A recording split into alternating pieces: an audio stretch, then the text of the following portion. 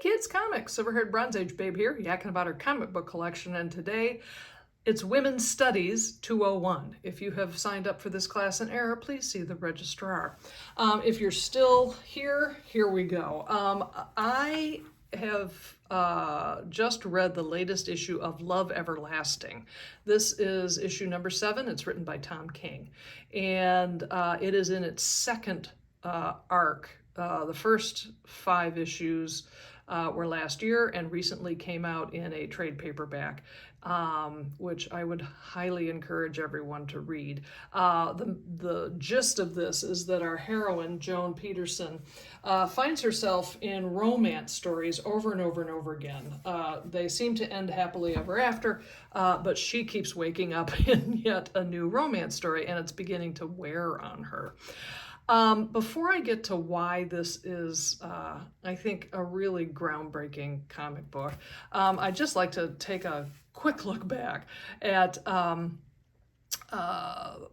famous book from the 1970s where they talk about second wave feminism, and not from a huge place of power. Although I will say in this issue, Stan Lee, who wrote it, gets a teeny tiny gold star from me, and I'll show you why. Our heroine is, I think her name is Beverly, and we meet her on a date with this really boorish, rude man who orders dinner for her without asking her what she likes to eat, takes her to a boxing match even though she can't stand it. She'd rather go to the discotheque. They go someplace else instead, and he takes her home, and rather than let her just go upstairs by herself, he kind of mauls her. And yeah, so she has a friend take her to a women's female freedom group, and she's like, yes, I should be liberated. So a liberated girl starts dating different kinds of guys who actually asked her, what would you like for dinner? What would you like to do? Would you like to go bowling, see a movie? But she just finds them too boring to be true. So she kind of huffs off to the next female freedom meeting where, and this is where the tiny gold star comes in. The woman says, we must be true to the cause. We have to learn to stand up on our own hind legs and demand equal wages, equal benefits, and equal rights. It's like, oh my God, way to go, Stanley. You actually put in at least just one sentence what the women's liberation movement was all about. But our heroine is like, female freedom isn't about dates or romance. Wait, it's about job equality and things like that. So off she bolts to find the boorish man of her dreams, and oh, even though you're a jerk, you're not as dull as those dish rags I was dating, and hooray. So there you go. So it's not the worst interpretation of these kind of books from my collection that I've found, but it gives you a gist of what was happening in the 1970s. Now, why this book has really caught my attention. In this story, we're at issue 7, and Joan Peterson has landed in, this entire issue is devoted to one story. So she's not bouncing between love stories.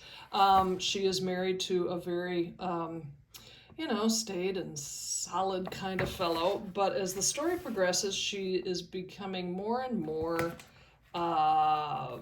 frustrated and kind of unhappy, to the point where she really has a breakdown, an absolute breakdown. And the art by, oh my gosh, I'm gonna flake on her name, Elsa Chartier, is amazing in this thing. The mix of kind of this style of art that seems light and airy on the surface, but really is used to great effect in Joan's breakdown. It's an absolute breakdown.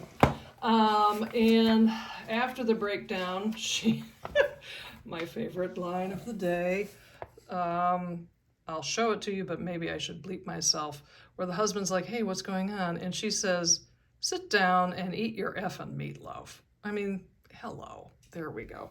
The story continues with Joan, basically, her breakdown continues, and she ends up at her dad's house. And here's the part that's intriguing. She says to him, like, what year is it? What where am I and what year is it? And he says, well, it's 1963, darling, you know that. And she's like, no, it can't be. I got married in 1963. I graduated from college in 1963. We bought a home in 1963. I had a baby in 63. This can't be right. The reason that 1963 is really important is because that's the year that Betty Friedan published her book, The Feminine Mystique. And that is the book that is widely credited with helping launch the women's movement of the late 60s and early 70s. The mystique was that women found all the happiness they ever needed at home and raising children and being married and all of that. And but that was not the case. And Betty Friedan interviewed many women who said that that was not the case. And so this particular issue ends with poor Joan Peterson at a hospital and wondering what is true and what is not and what exists and what doesn't. And we will be continued. So I cannot recommend this enough to any of you out there who are curious about what the experience was like for perhaps your mothers or your grandmothers back in this time, this relatively recent history. It was 1963, and Betty Friedan was extraordinarily impactful to the point where even in this Wonder Woman issue, and I have a video of it on my channel, look for Brainwashed, they name check Betty Friedan in here. I cannot wait for the final 2 issues of Love Everlasting.